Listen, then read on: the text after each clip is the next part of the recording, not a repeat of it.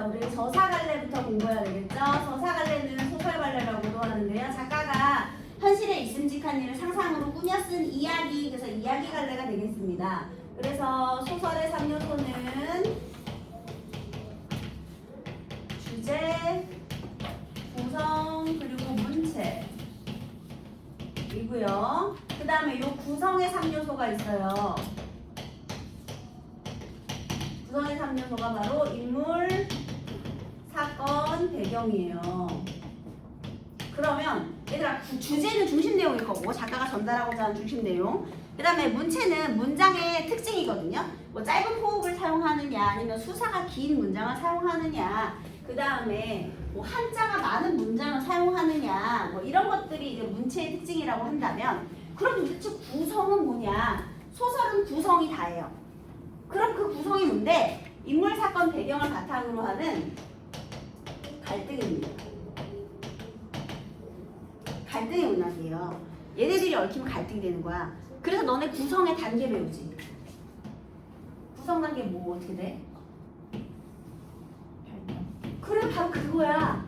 발단, 전개, 위기, 결정, 결말. 발단은 인사배 소개하는 거죠. 인물, 사건, 배경 소개. 갈등 시작, 갈등 심화, 갈등 최고조, 갈등 해소. 봐봐. 갈등의 단계에 따라서 구성 단계가 나눠지는 거죠. 그리고 소설에서 제일 중요한 핵심은 바로 갈등이라고 할 수 있겠네요. 얘가 중요한 핵심이에요. 갈등과 그 갈등의 해결 과정을 우리가 보면서 간접적으로 대리 체험하는 거죠. 그래서 자 일단은 요 소설의 3요소와 소설 구성의 3요소 요걸 잘 보시고요. 그 다음에 우리 이제 그 아홉 켤레 구두로 남은 산에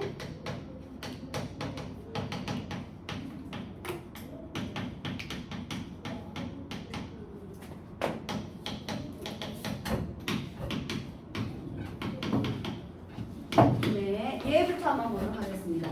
얘는 이제 그 서사갈래 그냥 이렇게 얘기한 거예요. 자 이제 아홉 켤레 구두로 남은 산에 대한 배경 지식인데요. 일단 얘는 당연히 현대소설 갈래고요. 배경이 1970년대예요. 선생님이 억압적인 시대 분위기 얘기했잖아요. 70년대면 정치적으로 너네 서울해본 봤니? 그거 전이에요. 그래서 서울해본 좀 더 전에. 그러니까 독재 정권이라는 건 개인의 자유를 억압하고 그 다음에 그들의 권력을 유지하기 위해서 민중을 탄압하던 때거든요. 그래서 그때를 이렇게 배경으로 하고 있어요. 그 다음에요. 얘는 시점도 중요해요. 왜냐하면 여러분들이 고전 소설 배울 때는 아마 대부분 전지적 작가 시점 이런 거 배웠을 거야. 그리고 현대소설 배울 때도 1인칭 주인공 시점 많이 배웠을 겁니다. 근데 얘는 소설이 1인칭 관찰자 시점이거든요. 그래서 문제 중에 하나는 무조건 시점을 묻는 문제가 무조건 나올 거예요. 시점 묻는 문제가 안 나온다 그러면은 선생님의 따개를 때려도 좋습니다. 내가 그만둘 수는 없고 한 대 맞는 걸로 끝냅시다. 자 그러면 소설의 시점 일단 서술자는 작품 속에 있어 밖에 있어? 작품 속에 있지. 1인칭이니까. 그럼 작품 속에 중심인물로 등장을 할까? 주변인물로 등장을 할까? 주변인물로 등장을 해서요. 중심인물을 관찰하고 주관적인 서술을 하는 거예요. 근데 애들이 관찰자 시점이라고 하니까 주관적 서술이라는 말이 거슬리나 봐. 얘들아 1인칭은 무조건 주관적일 수밖에 없어. 내가 얘기를 하니까. 근데 다만 얘가 주인공일 수 있잖아. 우리 지선이 주인공이야. 그러면 주인공의 심리를 주인공이 직접적으로 얘기하면 주인공의 내면 심리가 잘 드러나겠지. 근데 주변 인물이 관찰하면 내가 주관적으로 해석해서 관찰하기 때문에 얘의 진정한 마음은 몰라요. 그냥 내가 해석하는 것일 뿐. 다시 그러면 1인칭 관찰자 시점은 어떻게 풀어줄 수 있느냐. 작품 속의 서술자가 주변 인물로 등장해요. 그래서 중심 인물을 주인공이라고 해도 좋고요. 관찰한 후 주관적인 해석을 덧붙이는 것. 그러면 여기서 주인공의 내면 심리를 효과적으로 드러낸다. 맞아 틀려요? 얘 마음은 얘만 알아. 나는 그걸 해석할 뿐이지.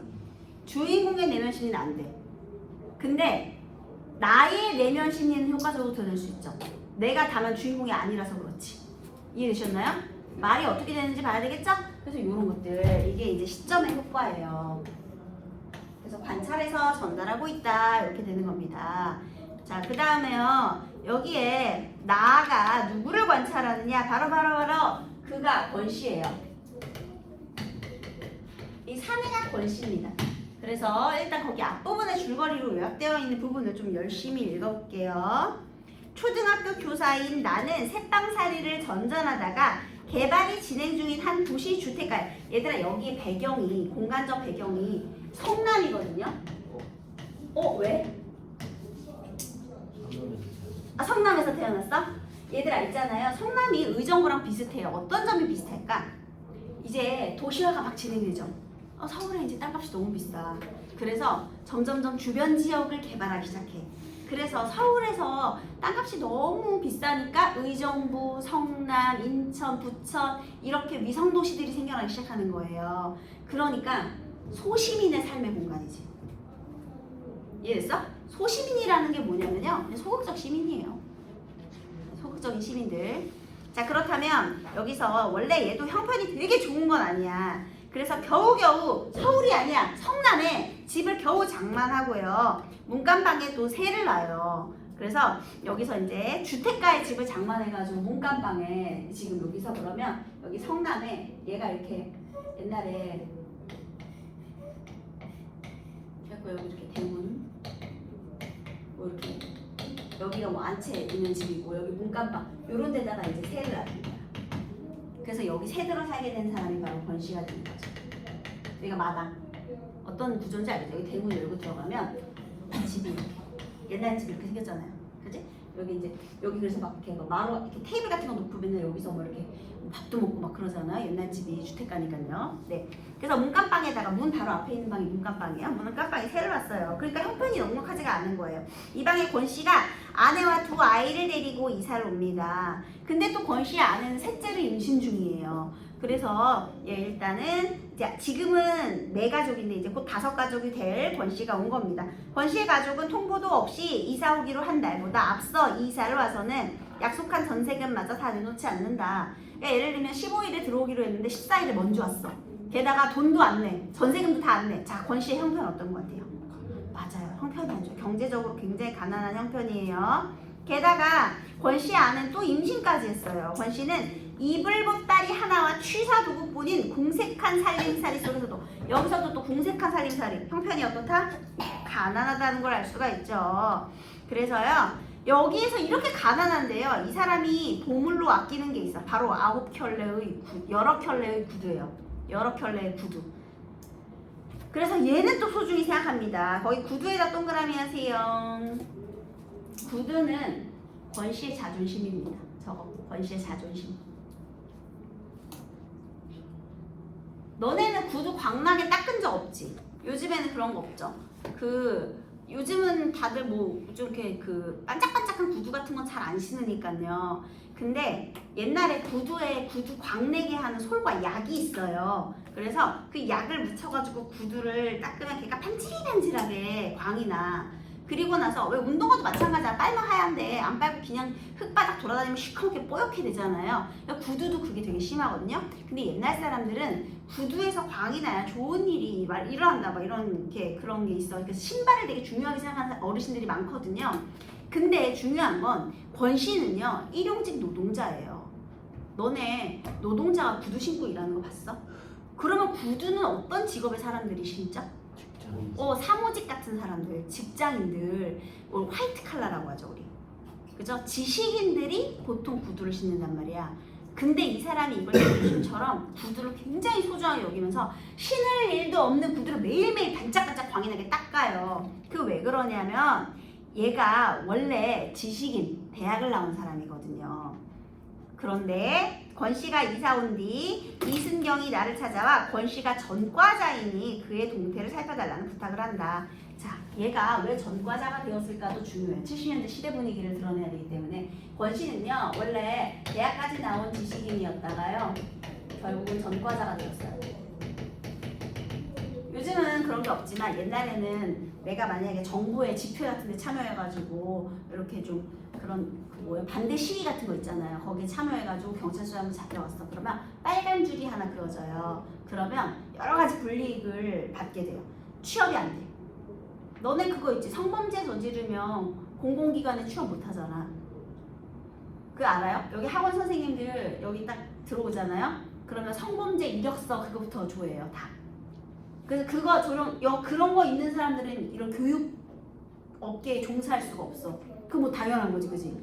그지? 그 심지어 성범죄 걔네들은 뭐 이렇게 너무 심한 애들 전자발찌를 애초에 채우기도 하고 그 다음에 그 사이트에 걔네들이 어디 있는지 그 위치까지 다 뜨잖아요. 대충 지역, 큰 지역 이렇게. 그리고 이사 오면 이 동네로 성범죄 누가 이사 왔다고 알려주기도 하고 이렇잖아. 그러니까 그런 것처럼 우리는 선생님은 지금 성범죄자를 예로 들었지만 옛날에는 정부에 시위한 그 빨간 애들, 빨갱이라고 하잖아요. 걔네들을 그렇게 관리했다는 거야. 그러니까 얘가 취직이 안 돼. 배우면 뭐하나 취직이 안 되는데 그래서 얘가 노동일을 할 수밖에 없고요. 근데 웃긴 건 얘가 무슨 대단한 사상이 있어서 그렇게 참여하게 된 게 아니었어요. 우연히. 여러분 그리고 이런 말 해도 되나요? 선생님도 대학교 때 선생님은 아무런 사상관계가 없고 정치에 관심이 1도 없는 사람이거든요. 근데 선생님이 막 한총련 집회도 갔다 오고 그랬어요. 선배들이 여행 가자, 학술답사 가자, 좋은 데 가자 해가지고 갔더니 거기가 한총련 집회하는 데인 거야. 나 속아가지고 간 거야. 그냥 간 거예요. 그래서 나는 학술답사를 가는 줄 알았지. 근데 학술답사를 한 이틀, 사전답사를 이틀 가고 선생님이 과대 배우기 때문에 한 이틀 가고 그 나머지는 그냥 거기 선배들이랑 껴가지고 거기인데 약간 현타 오더라고요. 내가 여기에 왜 있는 것인가. 왜냐면 전 아무 그 사상적인 준비가 되어 있지 않았기 때문에. 근데 봐봐, 이렇게 나같이 아무 생각 없는데 그냥 우연히 있는 사람이 있을 수도 있잖아. 그런데 이게 발목에 족쇄가 채워져서 이 사람이 쭉 이렇게 지금 계속 궁핍하게 살 수밖에 없는 현실. 이게 바로 부조리한 현실, 너무 억압적인 현실입니다. 전체적인 내용이 이거예요. 이 사람의 몰락을 보여주면서요, 이렇게밖에 될 수 없었던 시대 현실을 고발하는 거죠. 결국에는요. 다시. 그래서 얘가 구두를 깨끗하게 닦고요. 그다음 전과자이니까 잘 살펴봐라 부탁을 합니다. 묘주인물이라는 거죠. 그러던 어느 날 나는 학생 집에 가정 방문을 가다 공사장에서 일하는 권 씨를 우연히 만난다. 그래서 전과자가 되었고 그래서 결국은 일용직 노동자. 노가다라고 하죠, 여러분. 그래서 지금 일용직 노동자가 돼서 일을 하고 있어요. 그날 밤 술에 취해 들어온 권 씨는 집을 마련하기 위해 분양받았던 땅 문제로 정부 정책에 항의하다 소요가 소동이에요. 소동의 주동자로 몰려 징역을 산 자신의 과거를 털어놓는다. 얘들아, 땅 문제로 인해서요. 왜 전과자가 됐다고요? 정부 정책에 항의를. 그래서 그 집회 주동자로 오해를 받은 거지 얘가. 네, 그래서요 어쨌든 그렇게 됐대요. 얼마 뒤 집에서 아이를 낳으려던 권 씨의 아내는 진통이 길어져 한밤중에 병원으로 옮겨진다. 자, 이제 셋째 아이를 임신 중인 아내가 이제 진통을 한 거예요. 자, 이제 위기부분부터 선생님이랑 같이 보도록 하겠습니다. 오후 수업이 시작된 바로 뒤에 뜻밖에도 권 씨가 나를 찾아왔다. 때마침 나는 수업이 없어 교무실에서 잡담이나 하고 있는 중이어서 수희로부터 연락을 받자 곧장 학교 정문으로 나갈 수가 있었다. 바쁘실 텐데 이거 죄송합니다. 권 씨는 애써 웃는 낯이었고 왠지 사람이 전에 없이 퍽 수줍어 보았다. 나는 그 수줍음이 셋째 아이의 아버지가 되는 데서 오는 것일 거라고 좋은 쪽으로만 해석함으로써 연락을 받는 그 순간에 느낀 불안한 예감을 떨쳐버리려 했다. 얘들아, 갑자기 이렇게 급하게 얘가 찾아왔대. 그럼 여러분 무슨 생각이 들죠?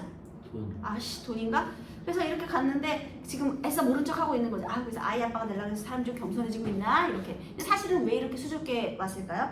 네, 어려운 부탁하러 왔으니까요. 그래서 지금 이제 얘가 수술하러 들어갔거든요. 이제 잘 됐습니까? 한마디로 그 수술 잘 끝났느냐, 애 출산을 했느냐 이렇게 된 거예요. 뒤늦게나마 오 선생 말씀대로 있기 망정이지 끝까지 집에서 버텼다간 큰일 날 뻔했습니다. 여러분 잘 이해가 안 되겠지만 옛날엔 집에서도 출산을 했습니다. 70년대면요. 네? 집에서도 출산을 하고요. 여러분 잘 모르시겠지만 옛날엔 그랬어요. 70년대니까요. 병원 가는 게 오히려 되게 큰일이에요. 그렇다는 것은 아이를 낳기 위해 병원을 가면 병원비가 많이 나온다는 뜻이 되겠죠. 그죠? 그래서 옛날에는 애 낳다가 죽는 사람도 있고 그랬잖아. 그래서 그런 거예요. 녀석인지 년인지는 모르지만, 그러니까 아들인지 딸인지 모르지만 못난 애를 혼 좀 나라고 애를 먹이는군요. 권씨는 수줍게 웃으며 길바닥 위에 발뿌리로 뜬 모를 글씨인지 그림인지를 자꾸만 그렸다. 여러분 요거 보세요. 얘가 어떻게 한 거야? 뭔지 알지? 자, 여러분 이 권씨 어떤 심리? 어떤 심리예요? 그러니까 민망한 거지. 부탁을 하려니까요. 여러분 여기서 부탁해서 민망한 심리를 가지고 있었다라고 내면 심리 서술하지 않았죠? 왜냐? 주인공의 내면 심리를 나는 추측만 할 뿐. 자, 그러면 여기서는 뭐 한 거야? 해위 묘사를 했죠. 권씨의 해위를 내가 묘사한 거지. 그래서 이런 거를 인물의 심리를 어떻게 제시한다? 간접 제시한다고 하는 겁니다. 그 문장 바로 해보세요. 간접 제시. 그래서 권씨가요, 이제 아내가 이 수술을 해야 되기 때문에요, 나한테 이제 돈을 빌리러 아내의 수술비를 빌리러 온 거예요. 그러니까 이제 민망하잖아. 그래서 얘가 어떻게 했어? 일단 여기다가 길바닥 위에 발뿌리로 뭔가 이렇게 왔다리 갔다리 하는, 그래서 여기서 발꿈치랑 하는 행위 묘사를 통해서 인물의 심리가 드러나는 거죠. 간접 제시예요. 먼지가 풀풀 이는 언덕길을 터벌 올라왔을 터인데도 그의 구두는 놀랄 만큼 반짝거렸다. 그 다음에요. 나를 기다리는 동안 틀림없이 바지가랑이 뒤쪽에 양쪽 발을 번갈아가며 문지르고 있었을 것이다.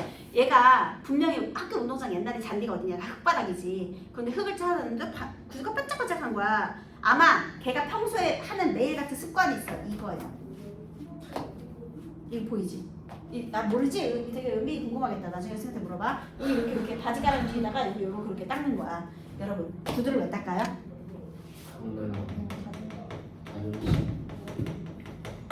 바로 자존심을 지키려는 힘이죠. 그래서요, 자존심. 왜냐, 구두는 나의 자존심이니까 여기에 먼지가 묻으면 내 자존심이 구겨지는 것 같거든요. 매일, 그러니까 이거는 이때만 그런 게 아니라요. 원래 평소에도 이런 습관이 있어요. 계속 이렇게 닦는 거예요. 이렇게 계속. 그래서 그렇게 했을 게 이제 상상이 되는 거죠. 그래서 자존심을 지키려는 이런 그 권씨의 행동이 드러난 거예요. 10만 원 가까이 빌릴 수 없을까요? 얘들아, 10만 원이면 얼마나 큰 돈인지 알아? 70년대?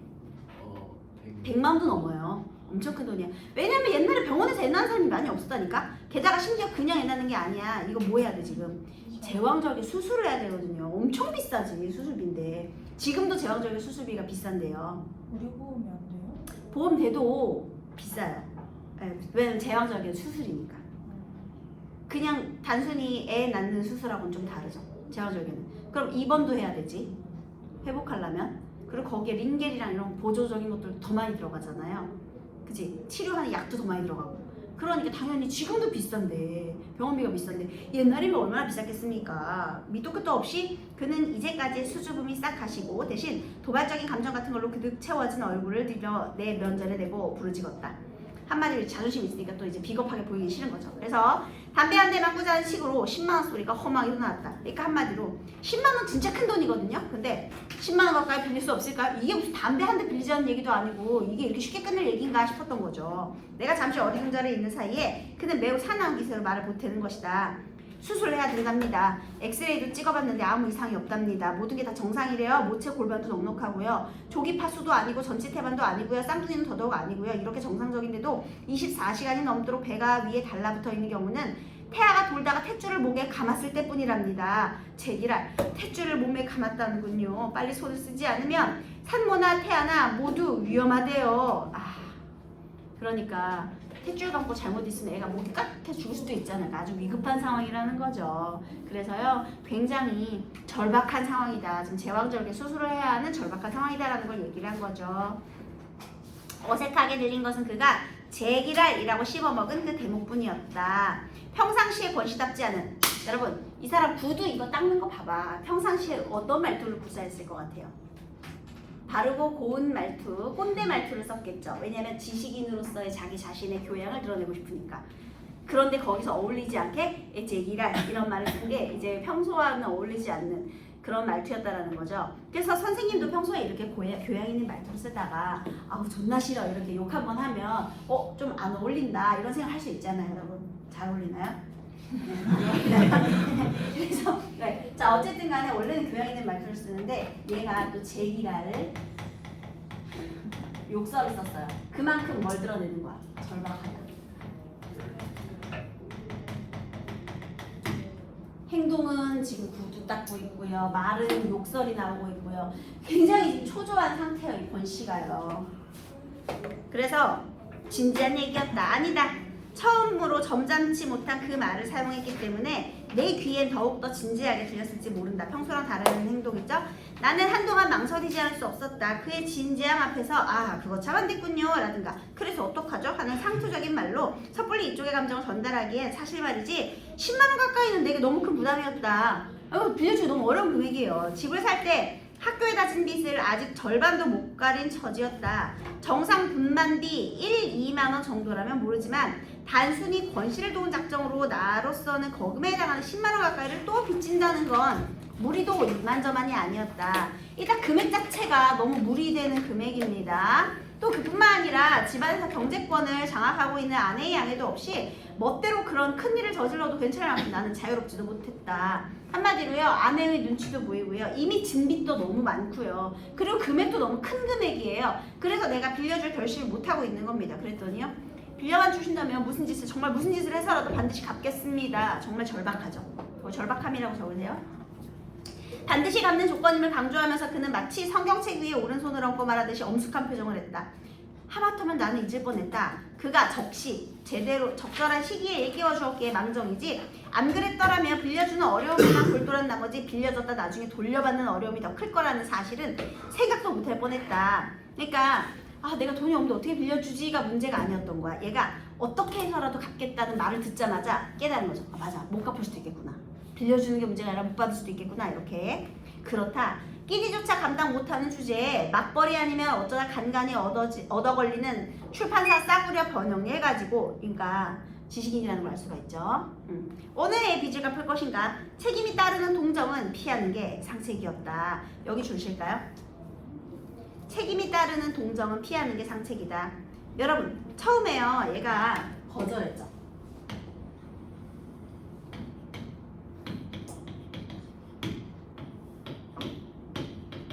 빌려달라고 했는데 거절했어요. 이때에는 나의 어떤 면모가 드러나요? 얘는 계산하는 거잖아. 이해타산적 면모. 이기적이고 그 다음에 계산적인 이해타산적 면모. 이게 우선이에요. 근데 여러분, 나의 직업이 뭐예요? 지금 초등교사거든요. 그런데 원래 옛날 사람 70년대만 하더라도 교사면 지금보다도 더 인성적인 면이 많이 요구가 되잖아요. 그지? 지금도 인성은 훌륭해야 되지만 도덕적인 자질이 훌륭해야 되지만 예를 들어 선생님이 도덕적인 자질이 훌륭하지 않으면 또 그것도 이상하지 않나요? 선생님들이 너무, 그러니까 우리 그런 생각에 여기서 인물도 얘 직업을 왜 초등교사라고 했겠어? 특히 초등교사야. 정말 인성으로 가르쳐야 되는 거잖아. 그지? 그러면 정도 좀 많고 그나마 인성이 좀 있다고 하는 사람인데도 이렇게 계산적인 면모를 보인다는 거죠. 처음에. 그래서 어쨌든 간에 지금은 그래요. 그래서 단호히 거절해요. 그리고 기왕 피할 바에 저쪽에서 감히 두 말을 못하도록 야매차게 굴 필요가 있었다. 병원 이름이 뭐죠? 원산부인과입니다. 지금 내용편의 현금은 어렵군요. 원장한테 바로 전화 걸어서 내가 보증을 서하고 약속할 테니까 권 씨도 다시 한번 매달려보세요. 의사도 사람인데 설마 사람을 생으로 죽게 하겠습니까? 다리 변통할 구멍이 없으시다면 그렇게 해보세요. 여러분, 직접적으로 거절했습니까? 아니요. 나도 또한 교양인답게 완곡한 거절을 했죠. 그래서 자, 이거 완곡한 거절.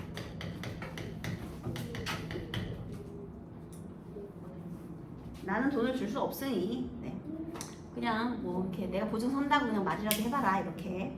내 대답이 지나치게 더디 나올 때 이미 눈치를 챈 모양이었다. 도전덕이던 기색이 슬그머니 죽으면서 그의 착하디 착한 눈에 다시 수줍음이 돌아왔다. 그는 고개를 좌우로 흔들어 보였다.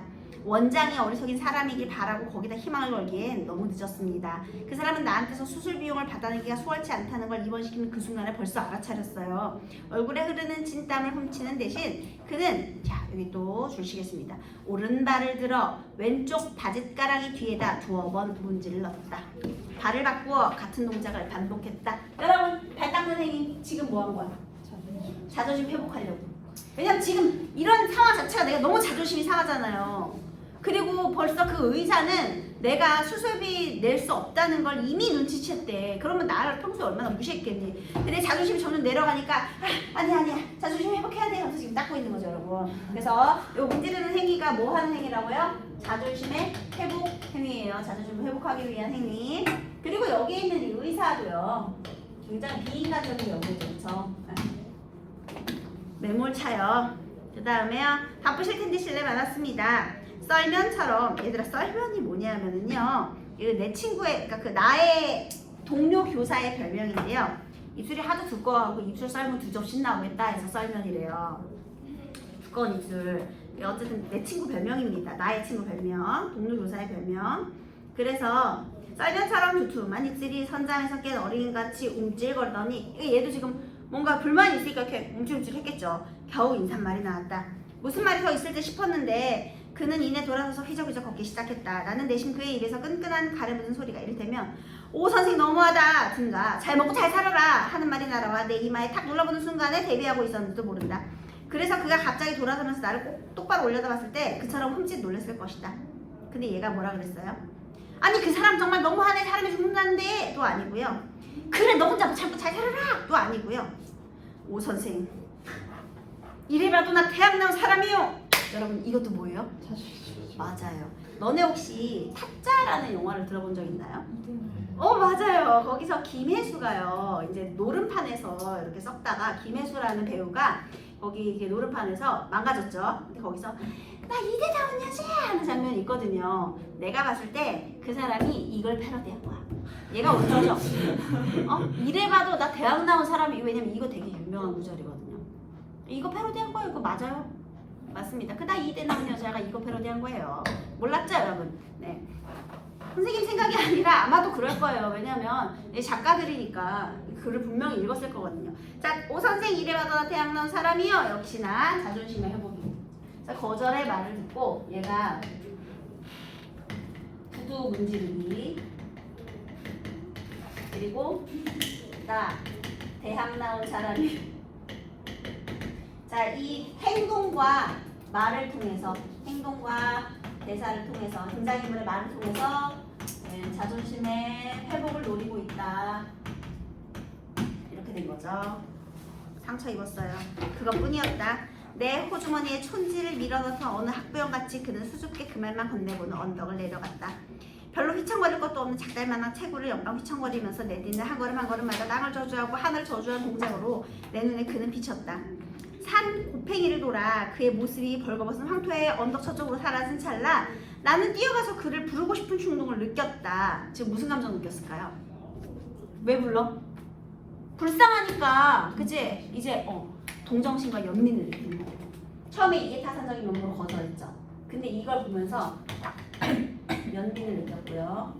이런 행동하는 걸 보고 그 다음에 돌팔매질을 하다 말고 뒤집혀진 3년차로 달려들어 아귀아귀 참외를 깨물어 먹는 군중을 목격했을 당시의 권씨처럼 이건 완전히 나체구나 하는 느낌이 팍 들었다. 여러분 여기 주시세요. 이거 완전히 나체구나. 권씨랑 내가 술을 먹을 때요. 권씨가 그런 말 한 적 있어. 자기 전과를 어떻게 하게 됐는가 얘기를 했잖아요. 여기 집회를 하고 있는데요. 얘네들이 지금 땅을 지금 완전 잃게 생긴 거야. 분양받은 땅을. 그래가지고 항의를 모였는데 걔네들이 다 절박하게 가난하게 지금 먹고 살기 끼니 형편도 어려운 그런 애들인 거야. 근데 뭐 하다가 막 이렇게 소동 중에 참외가 이렇게 그 리어카 같은 데서 엎어진 거예요. 그랬더니 거기에 있는 사람들이 다 그 참외를 달려들어가지고 지금 집회 와중인데 그 껍질째로 참외를 아작아작 씹어먹는 장면에 너무나 절박함을 느꼈다고 권씨가 얘기한 적이 있거든요. 그 참외를 그냥 막 지금 중요한 게 참외가 아닌데도 근데 이게 만약에 그 참외가 돈다발이었다고 생각하더라. 내가 뭔가 다른 걸 하고 있는데 어디선가 돈다발이 막 날려. 그럼 뭐 해야 돼? 주워야지. 안 주술 거야? 돈이 날리는데 누가 막 돈을 뿌려. 그러면은 돈 뿌리는 사람이 위험에 처해 있는가 이게 중요하겠니? 돈 주는 게 중요하겠지 솔직하게? 아니에요? 그 사람이 잘 먹고 잘 살아라 이 더러운 놈들아 하고 내가 이제 막 옥상에서 돌 뿌려. 그러면 저 사람이 이제 뭐 떨어지겠다 보통 그런 생각 잘 안 하잖아. 아니에요? 나만 그래?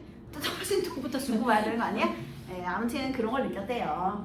예, 아니면 여러분 선생님은 그 사람 걱정할 거예요. 어차피 CCTV 때문에 그 돈 내 돈 아니게 될 거니까 그죠? 근데 이때는 그랬대. 그러면 다시 그때 권씨처럼 권씨는 지금 완전히 나체구나. 어떻게? 거기다 적으세요.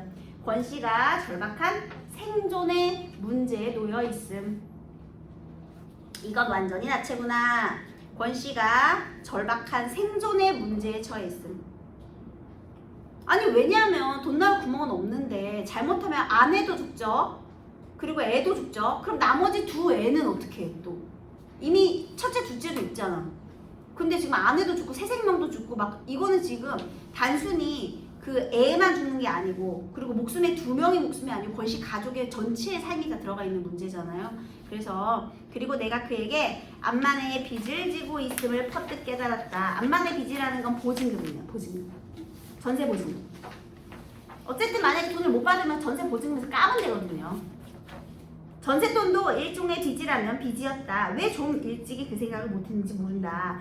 원 산부인과에서는 만단의 수술 준비를 갖추고 보증금이 도착되기만을 기다리고 있었다. 학교에서 우격다짐으로 후려낸 가불에다 가까운 동료들 주머니를 닥치는 대로 털어 간신히 마련한 일금 10만 원을 건네자 금태의 마비치 안경을 쓴 마비치는요. 약간 루이비통 느낌이랄까요? 그러니까 명품 브랜드의 안경을 썼다는 거예요.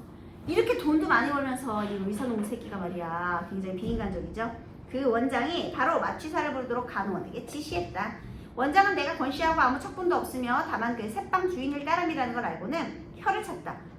아버지가 되는 방법도 여러 질이군요. 질이 길이에요. 보증금을 마련해 오랬더니 오전 중에 나가서는 여태껏 얼굴 한번 안 비치지 뭡니까? 여러분 여기 의사의 말투 좀 보세요. 경제적으로 무능한 아빠는 아빠도 아닙니까? 그러니까 되게 무시하죠. 경제를 없다고 무시하죠. 그랬더니요. 맞습니다. 의사가 애를 꺼내는 방법도 여러 길이듯이 아버지 노릇하는 것도 아마 여러 길일 겁니다. 한마디로요. 이 의사가요. 지금 돈을 우선시하고 있잖아요. 그지? 그러니까 내가 이 의사한테 말하죠. 그래 의사가 애를 꺼내는 방법도 여러 가지듯이 아버지가 되는 것도 여러 가지일 거야. 한마디로 의사를 조롱하기 위해서 이런 말을 한 거죠. 알아들었는지 안 알아들었는지 모르겠지만 너는 결국은 돈만 밝히잖아. 이 얘기를 이렇게 고상하게 돌려서 한 거예요. 수술비를 의사를 이렇게 비난하는 거죠. 나는 내 말이 제발 의사의 귀에 농담으로 들리지 않길 바랐으나 유감스럽게도 금태 안경의 상대방은 한 차례 너털 웃음으로 그걸 간단히 능쳐버렸다. 나는 이미 죽은 게 아닌가 싶게 사색이 완연한 권씨 부인이 들것에 실려 수술하는 걸 거들었다. 자 여러분 그래서 결국에는요. 처음에 거절했지만 연민을 느끼고 결국은 수술비를 대납해줬죠. 근데 여러분 이때 당시 SNS 있나요? 핸드폰 있나요? 그러면 권씨가 알 수 있는 방법은 아직은 없죠. 내가 수술비 대신 내준 걸 권씨 가고 나서 그래 못 받으면 그래 지금 사람 다 죽게 생겼는데 못 받으면 내가 보증금에서도 까야지 하고서는 내가 지금 한 거잖아요. 권씨는 모르고 있는 상황이에요. 이거 수술비 대납해준 거를 권씨는 몰라요. 생명을 꺼내고 그 생명을 수용했던 다른 생명까지 암양해서 건지는 요란한 수술치고 너무 쉽게 끝났다. 보호자 대기석에 앉아 우리 집 동준이 놈을 얻을 때처럼 줄담배질로 내린가 5대째 불을 불키고 나니까 울음소리가 들렸다. 고추요 고추! 수술을 돕던 원장군이 나오면서 처음 울음을 듣던 순간에 내가 점쳤던 결과를 큰 소리로 확인해 주었다. 진짜 보호자를 상대하듯이 원장군이 내게 축하를 보내왔으므로 나 역시 진짜 보호자 입장에서 수고를 취하지 않을 수 없었다. 잠시 후에 나는 간보에 쌓여 밖으로 나오는 권기용 씨의 차남을 대면할 수 있었다. 제 어미배를 가르고 나온 놈답지 않게 얼굴이 두툼한 것이 속없이 잘도 생겼다. 제왕절개라는 말이 풍기는 선입관에 딱 어울리게 실이 목청이 크고 우렁찼다. 보통 이제 애가 크면은 밑으로 못 나오니까 제왕절개 한다고 보통은 옛날에 그렇게 생각했거든요. 병원 건물을 온통 들었다 놓는 억센 놈의 울음소리를 듣는 동안 난 동주놈을 낳던 날의 감격 속으로 고스란히 빠져들었다. 그래서 일단은 출생을 했으니까요. 기뻐해주고 있죠. 보호자가 된 것 마냥 진짜 진심으로 기뻐해주는 거예요. 그리고 우리 집에 강조가 된 것은 공교롭게도 그날 밤이었다. 자, 그런데 우리 집에 강도가 들었어요. 그래서요, 자꾸만 누군가 내 어깨를 흔들어대고 있었다. 귀찮다고 뿌리쳐도 잠자코 계속 흔들었다. 나를 깨우려는 손의 감촉이 내 식구의 그것이 아님을 펴떻게 닫고 눈을 떴을 때 나는 빨간 꼬마 전구 불빛 속에서 북면의 사내를 보았다. 그리고 똑바로 내 목이에요. 겨누고 있는 식칼의 서슬도 보았다. 지금 강도가 들었어요. 그래서 이렇게 칼을 목에 대고. 근데 야, 너네 강도가 들어오면 이거 가능해요? 이게 뭐야? 처음부터 이상하죠? 이렇게 칼 대고 흔들어 깨우고 있는 거야. 뭐야, 게다가, 그래서 그 뒤에는 여기서 조명빛 가르가만의 붉은 빛을 뗀 검정 계통의 보자기 1, 복면 위로 늘어나 코의 일부분과 눈자위가 굉장히 취해 있다는 걸 간파했대요. 술을 이빨에 먹은 거죠. 일어나! 얼른 일어나라니까! 여러분, 목소리가요. 일어나가 아니에요. 일어나! 얼른 일어나라니까! 나 왜 너 깨우고 싶지 않은지 목소리가 무척 낮고 조심스러웠답니다.